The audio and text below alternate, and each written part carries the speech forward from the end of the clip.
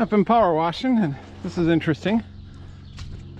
I know this isn't a Miss Green 880, the serial number isn't right, but there's this dark green that someone had painted the radiator shell and hood, and then the meadow green, and then this light green, but only on the radiator shell. Everything else has the regular meadow green underneath this dark green. They painted the front pedestal area here, the cast centers for the wheels, with the dark green. And generally, when I do this with a power washer, the factory layer stays on if you do it right. And so I'm kind of thinking maybe something happened to this radiator shell and it got parts donated to it from a Miss Green 880. Because like I say, the rest of it's not showing any sign of it, and the serial number is wrong for that. So this is fairly late 880. Oh, look at, someone was making a home out of it in the past. A grocery store. So that's kind of cool. Let me turn the washer on and we'll hit the hood a little bit and see what shows up there.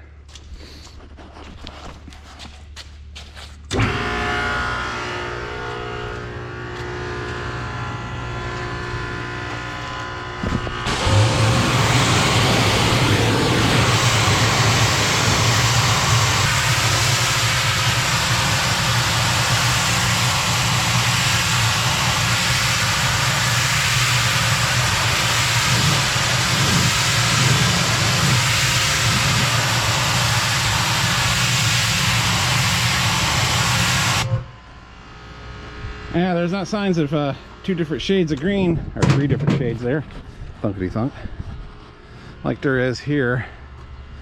We've got this light green, meadow green, and then the dark green. Huh, and then we got underneath, there's a yellow primer, or yellowish primer. So I don't think this light green's a primer coat. Huh. Well, that's kind of neat. Of course, it ain't gonna match the rest of the tractor.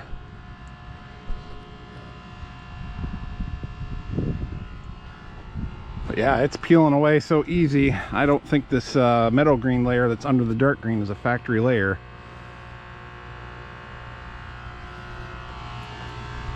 Cool. While it's cleaned up, we get the tank out. I got a new battery tray. We're gonna get that swapped out. Get some more walnuts out of there. Move this ground cable to somewhere else besides right behind the side panel. Probably make a new one up. I like to run them, go right to the starter bolt, and then you're getting power right where you need it the most. And might be able to salvage the other cable, although that's probably, I might as well just do them both at the same time. Let's be honest.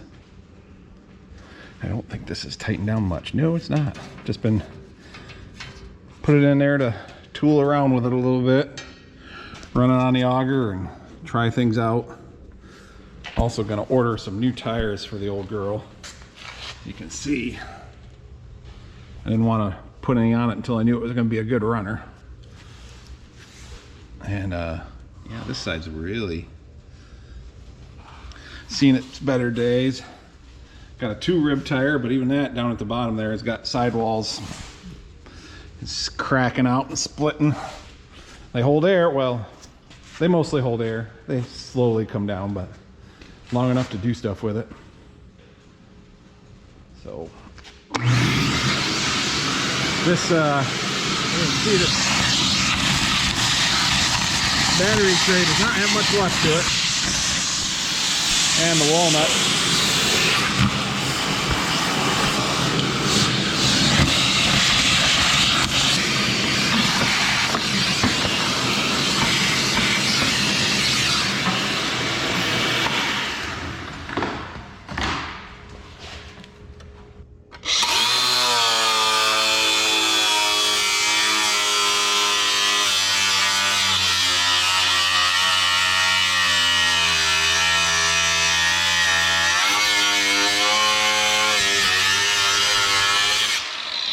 Ah, come on.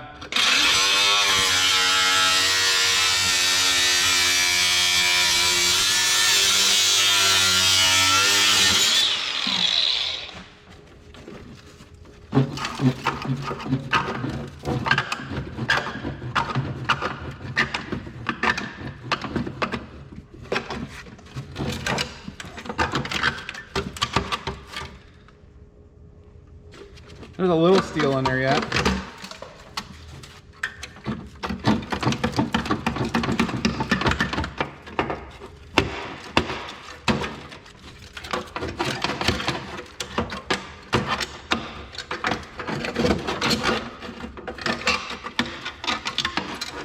All right, I'll use it.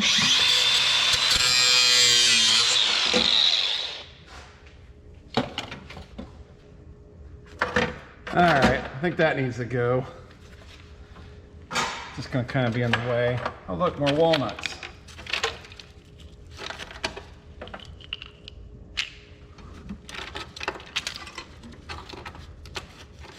I think I'm gonna do what Ross the Oliver man did and bolt this in,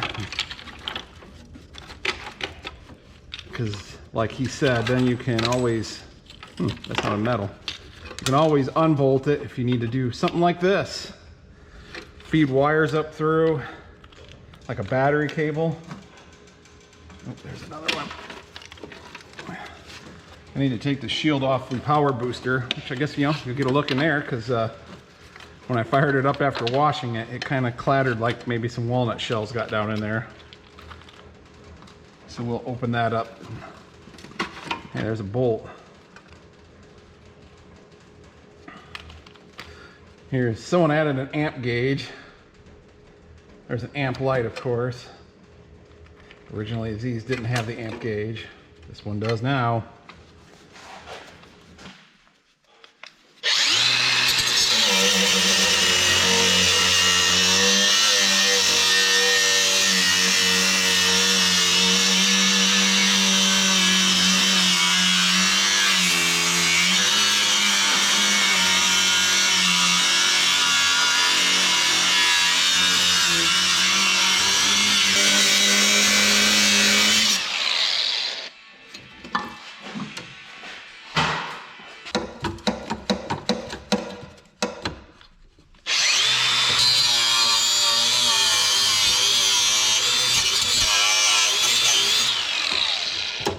Let go. Jeez Louise.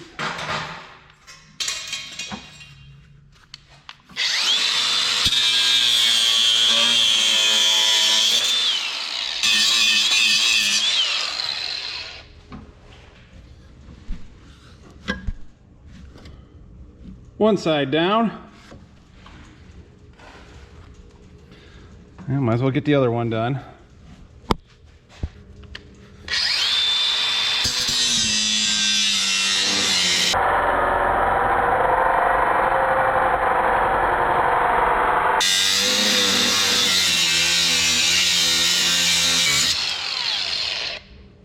I think I'll open that up with a chisel a little bit.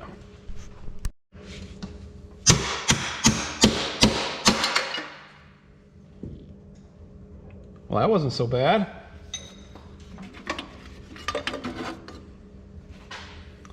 Apparently there was only a couple spot welds still holding.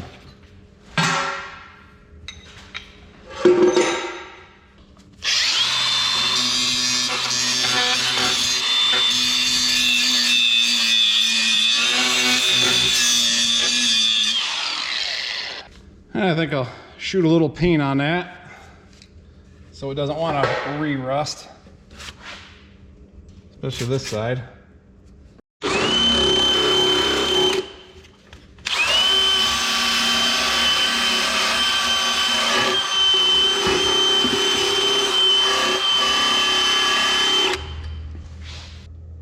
Well, it has been some time now between the holidays and every farmer's least favorite project, known as paperwork. Haven't been out in the shop a lot, but I am going to get this 880 put back together. I'm going to be shipping corn out and beans probably next week. Thought I'd use this, plus get it out of the way so I got more room to work on the 1855 and 1600. So where I'm at is getting battery cables changed. Got new ones made. Even shrink wrap the ends. Let's see if I hit all my wrenches for myself. Some of these wires are kind of nasty. I probably ought to just get a new harness, but I'm gonna at least tape things up so I don't have any shorts and fires and that good stuff. Well, most of the wire, the insulation was brittle, so I ended up just taking back some of the harness, splicing in new pieces, and then so I'm going to tape this back up to about there, get it through. Got the battery cable through there. I'm putting new grommets in. Well, this is a side post terminal, but it's just squeezing through. But it's what I had. I guess I should get around and order some correct terminals. That looks better. This one long wire is the sending unit wire for the fuel tank, which I need to get a sending unit. That looks much better. Cables through nice new grommets up to there. Need to get the ground cable in. That ain't quite as particular as a hot if it wears through, but we don't need it wearing through because that's just going to allow for corrosion and stuff. But I think I'll hook it up to one of these two bolts. Ground cable installed. I went through this grommet here with the hydroelectric harness, I think it is, or lighting harness. I guess it's light. But the old grommet was intact but very stiff, so I finally just cut it out and put in a new one, which was much more flexible, and then I was able to get the battery cable through. So let's see, before I put this tray in, let's get this cover off from here. There were some walnut chunks I could hear rattling around in there. Don't need it destroying the cooling fan or anything. So that'll be next. Okay, we got the power booster here, got the bolts loose. Let's take the cover off, see how many walnuts are in there, and see what makes this thing tick.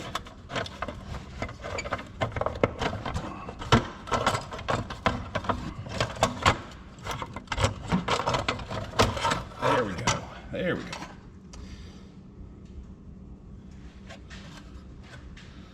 Set that over there. All right. Oh, it's in high range. Let's see. Yeah, she's in neutral. So engine's over here, transmission's back there. It's in the high range. Mechanically, or I guess conceptually, the power transmission works just like a hydropower in that the transmission can go faster than the engine in underdrive, and if you watch, when I put it into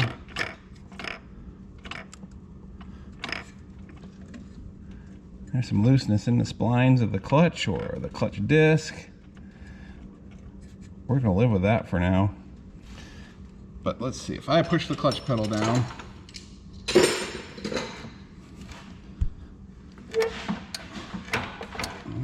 I get everything out of the way and push the clutch pedal down, then this should freewheel.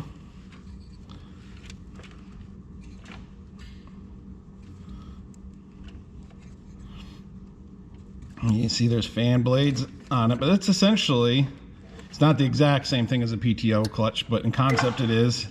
An over-center Rockwell type clutch, two disc plates in there, one back there. But let me put it in gear. So right now, oh yeah, I push the clutch pedal down. Okay, I put it in road gear. I was winding up the gears, but I had it in low gear, so I was actually moving the tractor.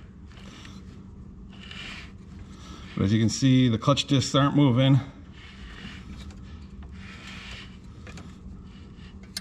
If I go this way, it tries to move the tractor, because I'm going the same way as the engine, so the sprag clutch is engaging. If I turn this backwards, this basically simulates the end, or if I turn this backwards, it basically simulates the tractor going faster than the engine, and so the clutch discs can overrun and go faster. That's why it speeds up going downhill. Then we'll get that where I can see it. Then I hit the power booster drive lever and go into high range. It squeezes those discs together. Even if I push the clutch in, I can only go far enough to wind the gears up and take the backlash out. I can't go backwards at all because then I'm fighting the sprag clutch. That's why it shifts easier if you put it in low. But overall, this one seems to be in good shape and doing what it's supposed to. Oh yeah. So yeah, let go of that. Everything releases. There's spaces in between there. That's how she works. I'm gonna get the shop vac and get in there and suck all those walnuts and stuff out. Get her good and clean.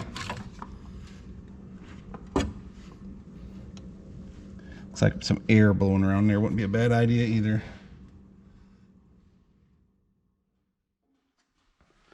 Woo-wee. Look at all that crud that was in there. Walnut shells and whatnot. That looks a lot better. If you're wondering, I often get asked what oil to use in the rear end of these tractors with the power booster drive. Oliver originally used engine oil with an additive. I better blow up in there. Who's easily distracted? This guy.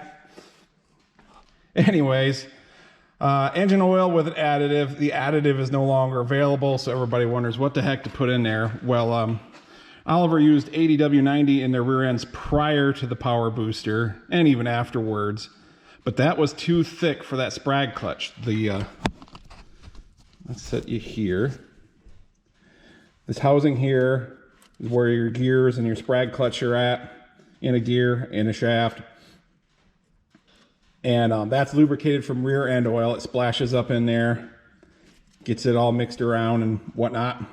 That was one of the shortfalls of this unit, was there wasn't really any filtration. There wasn't anything to push fresh oil through. And so like the sprag clutch running fast, centrifugal force would force all the crud out into the sprag clutch, and it would build up in there and make things wear prematurely. So anyways, eventually Oliver eliminated the additive, but they came out with what is essentially, or is now, our universal hydraulic transmission fluid. AGCO calls it 821XL. There's High Guard, High Tran in the other brands. Basically the same stuff. The thing is that sprag clutch with all those little fingers and whatnot, thick oil almost lubricates too well, and the things can't grab enough for the fingers to engage the shaft. And so in really cold weather, underdrive, the low range wouldn't work. You'd pop it to low and the tractor should just stop moving. And the thinner oil helps everything work like it's supposed to, and that's why they switched to that. And the additive was a high pressure additive. You know, they needed a thinner oil like engine oil, but it didn't have the stickiness for gear engagement, the high pressure points. And so that's what the additive did. Well, now universal transmission fluid, hydraulic transmission fluid, has those additives in it, those high pressure additives, so that when gears are really pushing against each other, the oil can still stay in there and do its job. There were quite a few updates to the the power booster. And I think this one looks like it's had them. It doesn't look like it's in too bad a shape, because let's see. So like right here where the separator discs engage the housing, they would rattle around if you use low gear a lot. They added these springs on to hold them tight against the housing, cut down on that rattling, because that would wear in here and things would get loose and just rattle, rattle, rattle. That was one of the updates. They had some wear in here. Early ones, the housing, they weren't getting them cleaned out good. There was bits of casting sand in there, and that was really causing problems. But yeah, they reworked this clutch bracket here. I could see this one's broken off at some point. There are welds right there and right there. They had a huge campaign to update all this stuff. Oh, they did some here. What they would do was have a dealer round up all the tractors from an area, maybe even from a couple other dealers, get them all in, and then a factory tech actually came in and did them all. It's pretty quick because there's a special tool to align stuff. That's a pretty hard tool to find these days. Factory guy come in, do the conversion, and they just keep cranking them out, get them all done in a hurry. So I'm going to do a little bit more blowing around on this.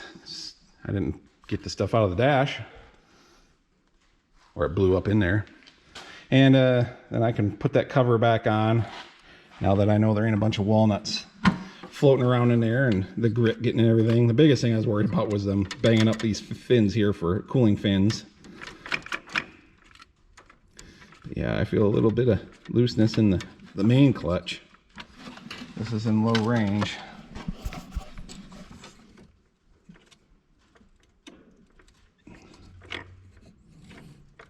Everything in this power booster seems to be barely any slop in that disc. Nothing out of the ordinary there. I'd say the power booster in this is in really good shape. But some kind of wear up in front here, or a little bit of looseness in the clutch dampener. That's a project for another day. It'll go until it doesn't. Clutch safety switch has been bypassed. I assume that means it's probably bad. Just see if I can find one of those. That's just right down in here. Not too tough to get to later on. Zip tie that up so it ain't interfering with that arm for the power or hydropower or power booster drive. It hits the dash just a little bit there. Let me get the light in there.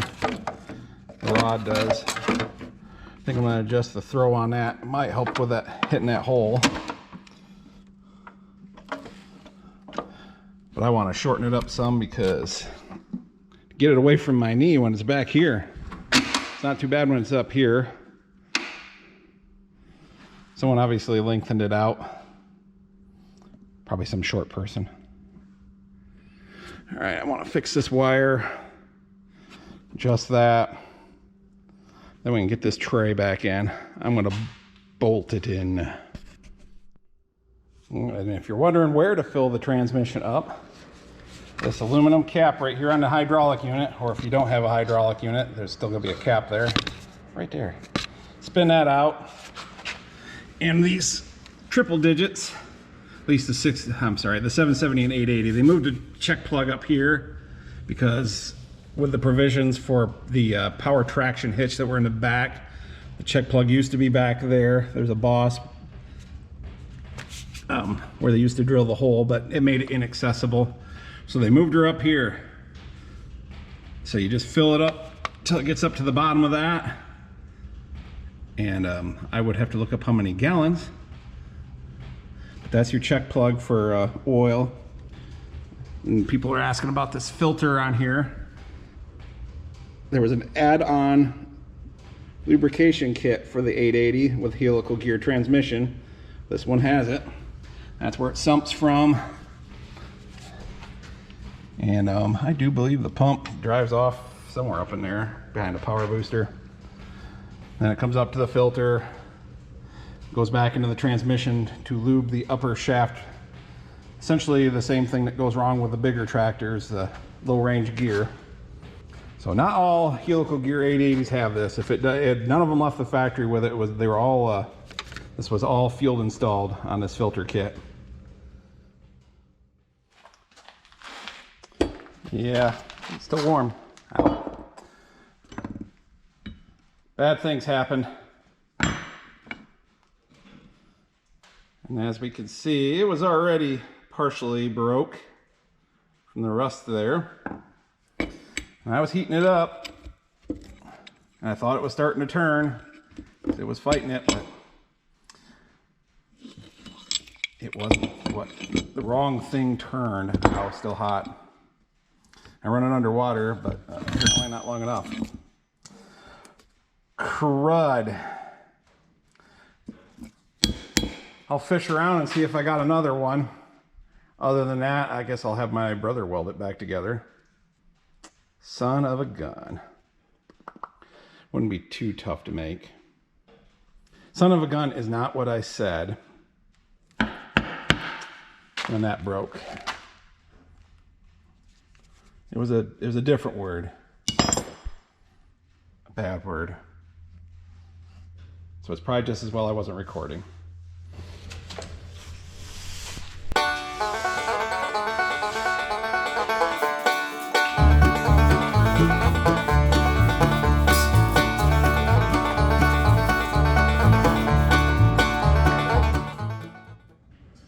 Getting this in here shouldn't be too tough. I can just see where the old tray was. I can see a line here where the fuel tank came back to, so we definitely got to stay ahead of that. So I will vice grip that baby in, and we'll get drilling.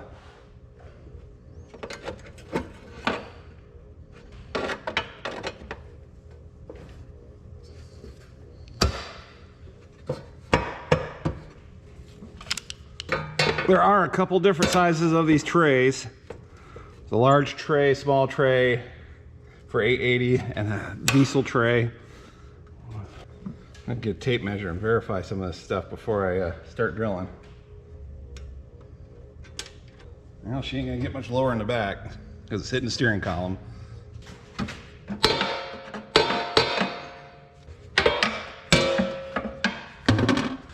Not like anybody's really gonna see the thing once it's installed and all the sheet metal's on. But you still get that sense of satisfaction. I think we're gonna call that good.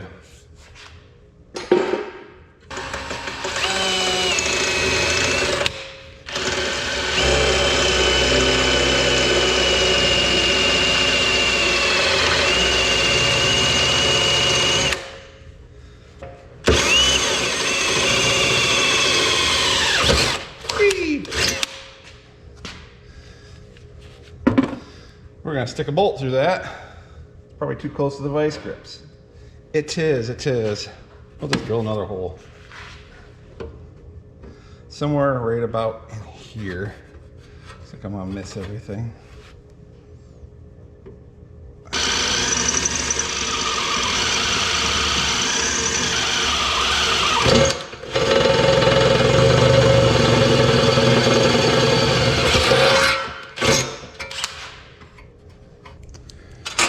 I'm going to put just regular bolts in for the moment, but I do have these countersunk bolts I had around.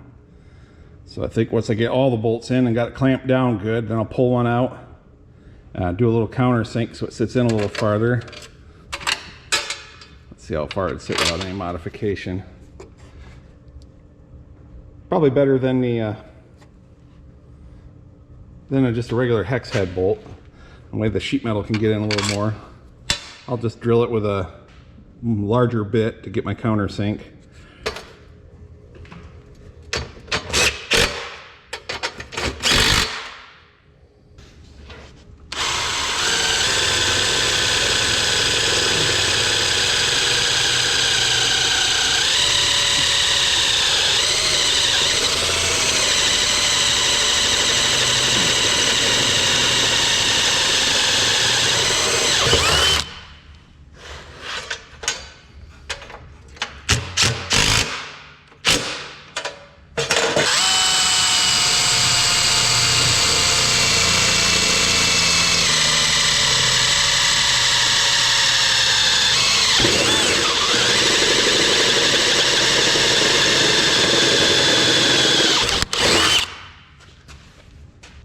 I guess this can be our first countersink hole.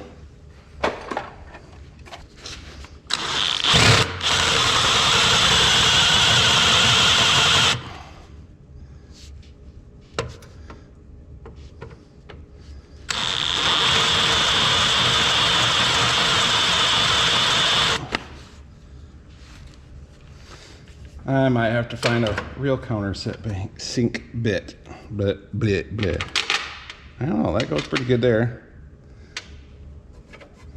Let's put a nut on it and see what happens. Oops. Of course, the sad part is I can't get the handy dandy power tool in there.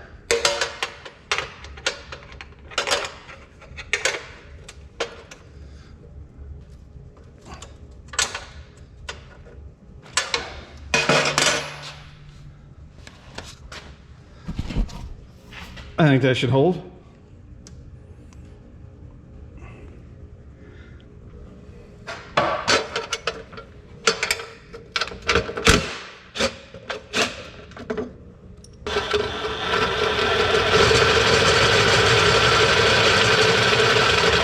Oops. Someone went too far. 2 down, 2 to go. I think it's gonna miss the tank all right. I probably should have just set it in before I started drilling, but we throw caution to the wind around here.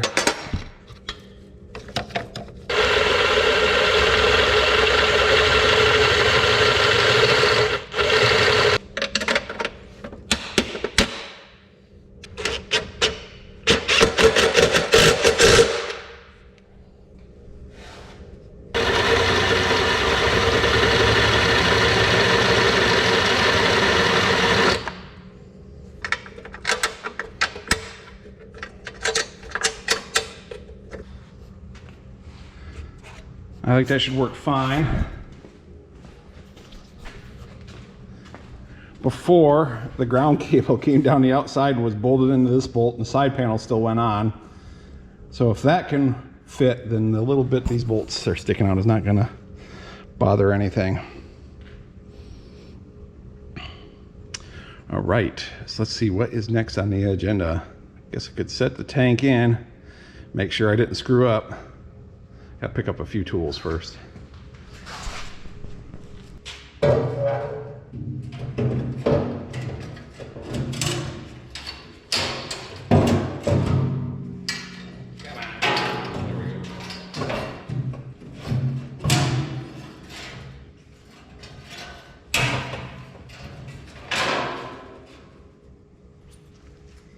think I'm gonna chase out the threads on this gas tank strap. They always seem to get nasty for some reason.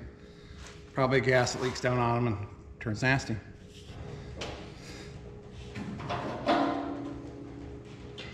Yeah, we might as well. I think everything under here is done, and I'm gonna do for now. Might as well see if the hood fits.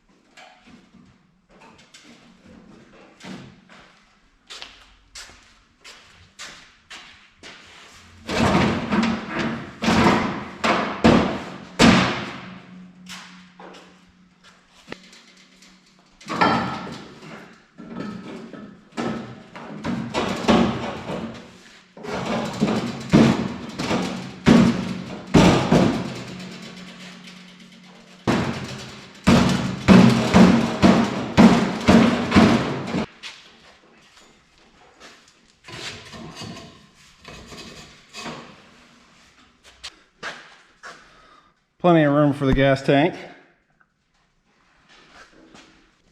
I think I'll get this part bolted down. I made myself plenty of battery cable. I guess that's better than not enough.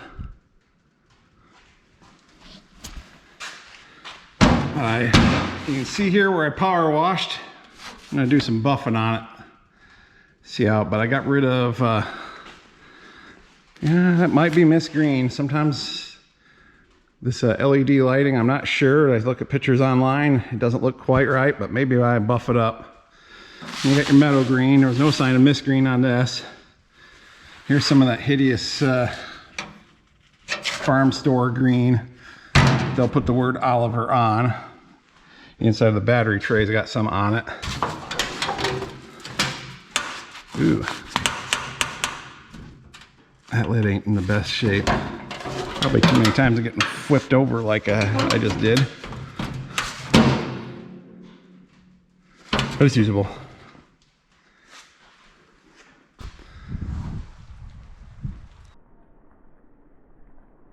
I can't tell just yet what they are, but...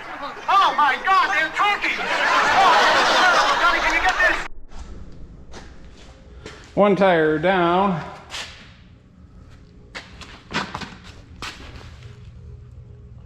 I think it's time for it to go. You might think, well, that tire looks better. Until you see that. This one does at least hold air.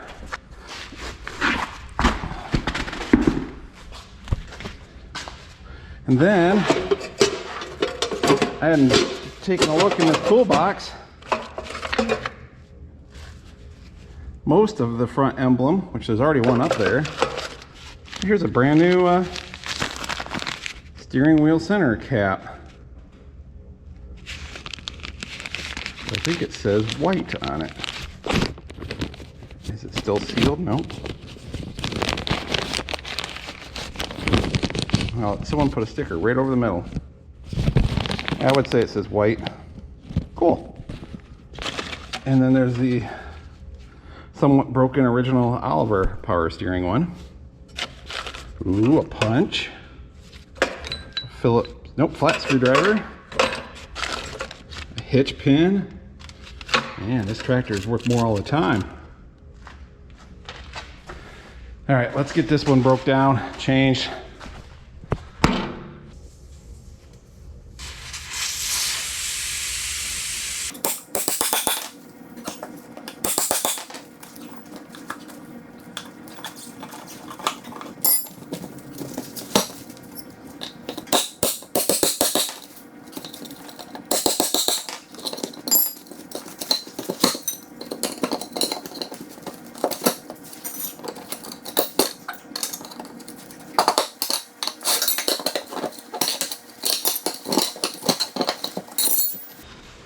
Well, rim don't look as bad as I thought it might. There's little poofs of rust coming out.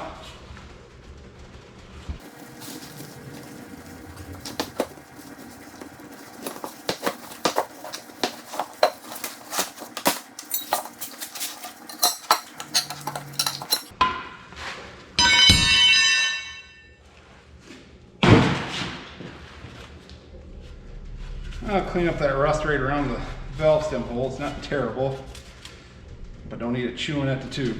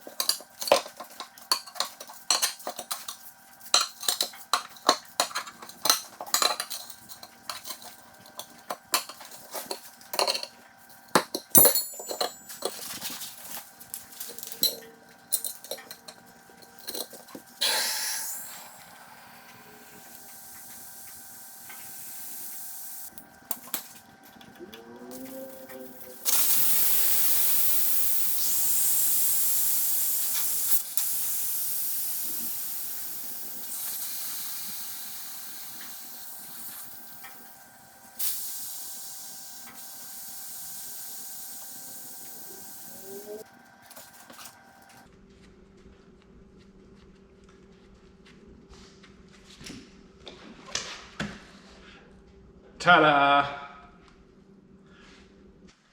That's looking better. Fresh skins on the front.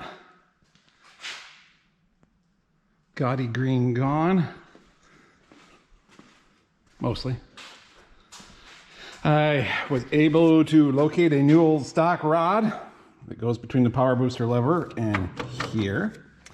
And that is on its way. And a new clevis. Thought I'd get that just in case the old one did not want to come off, which so far is the case. And let's see, I want to flip or switch these wheels side to side to get them in a little bit narrower. The old Aeroquip couplers were quite leaky, and now they are Pioneer, and I need to order a mount for those, but they will sit down there for now. At least it's not dripping oil all over. I'm probably have no use for these, but I'm not going to throw them out. I don't know if they can be rebuilt, but I don't have anything that uses that style of coupler. But someone that's really going for the ultimate restoration might want to buy them.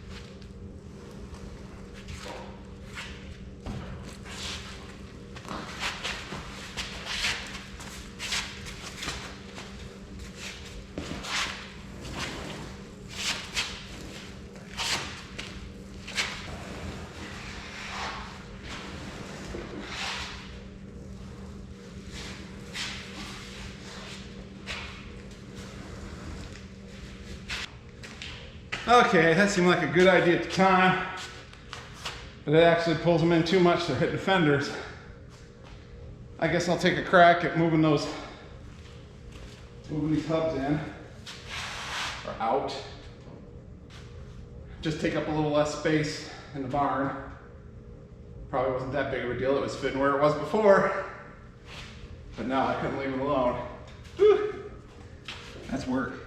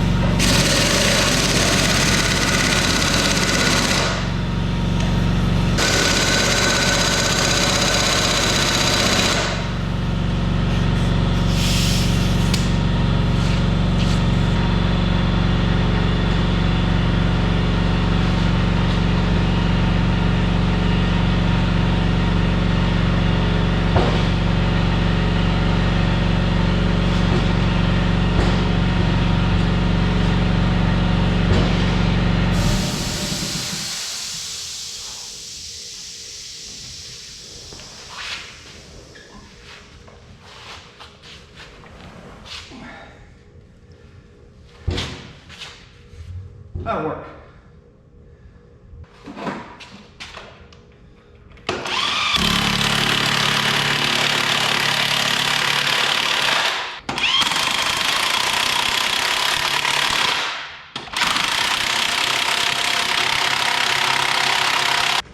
What's that leave me? You know, a couple inches. That's probably not bad though. A lot better than it was. I think I can live with that. Plus I just like the look of this side of the wheel center better with the clamps on the outside. It's just the way they were meant to be. And I'll snug it down with the air one after I get the other side on.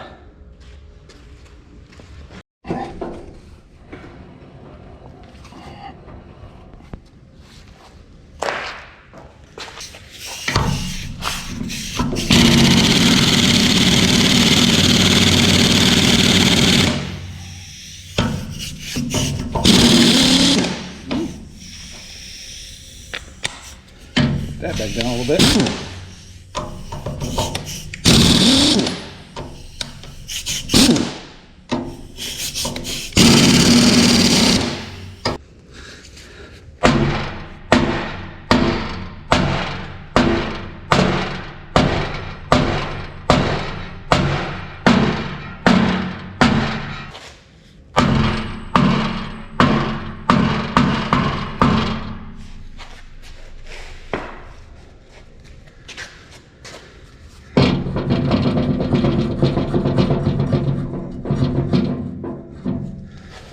set this the same as the other side.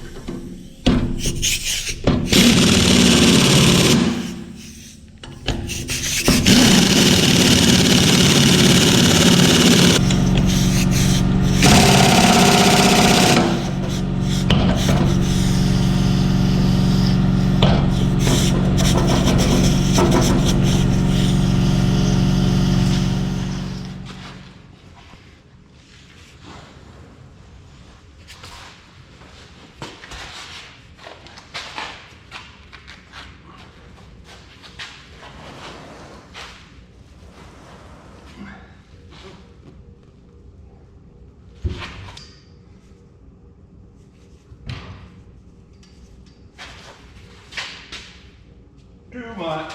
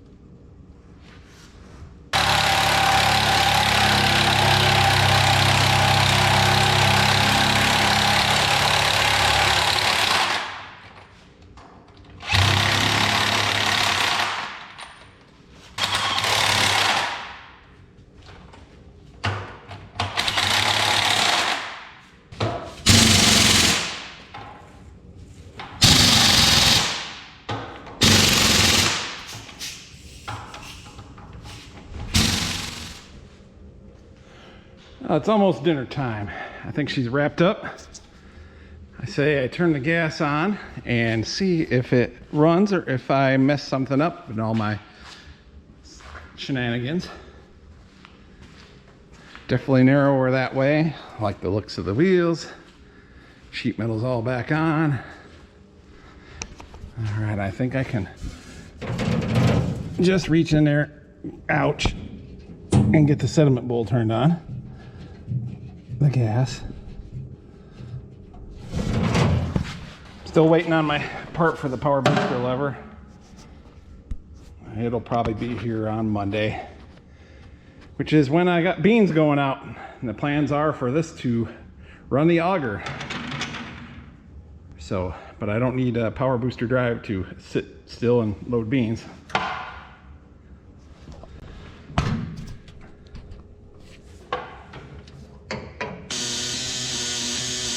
Uh-oh.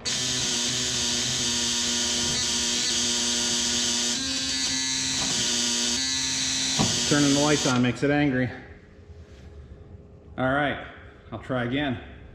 Okay, I wiggled the ground cable. It buzzes much stronger. Lights don't make it angry.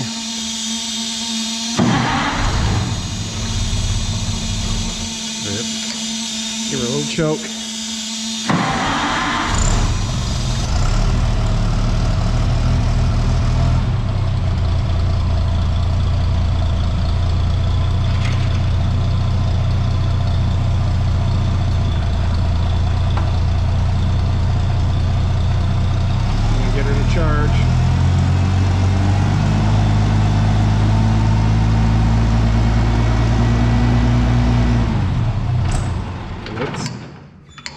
Try that again.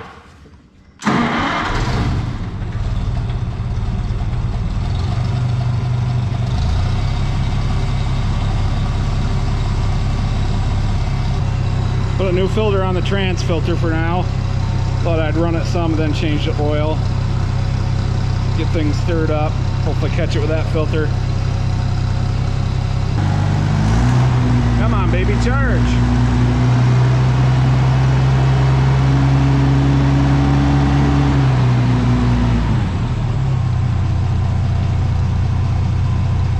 Yeah, maybe it's like before. It wasn't charging when I first got it running. I think the brushes were dirty in the generator. Maybe if I whack the regulator.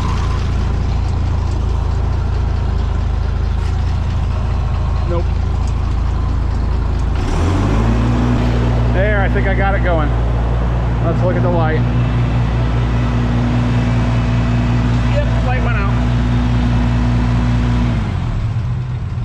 And it's back on.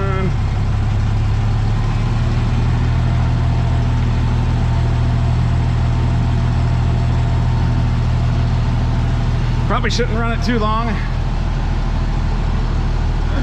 Carbon monoxide and all. I'm gonna go in for dinner after this, so I'm done in here for the night. The mice can breathe the carbon dioxide, monoxide. Mice can die. So yes, Monday, which will be tomorrow, if you're watching this today, this will be out loading beans into a semi. I'll try to remember to bring the camera and film it at work.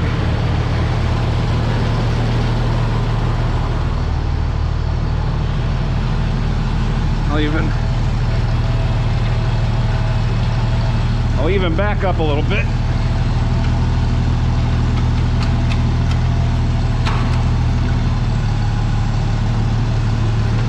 Steer is just fine. Power steering's working good. Whoops, there's the old battery tray. Crunch. Let's see if I can. Yeah. There it goes. Dirty brushes. Some running will help it out. So, just needs gas and get hooked up to the auger. Can't wait for Monday. Say I better call this good. I appreciate everybody watching. Yeah, there's what's, once again, someone's easily distracted. Fresh new tires on the front, made in the USA. As I slowly poison myself. So, thanks again for watching. We will see you in the next one.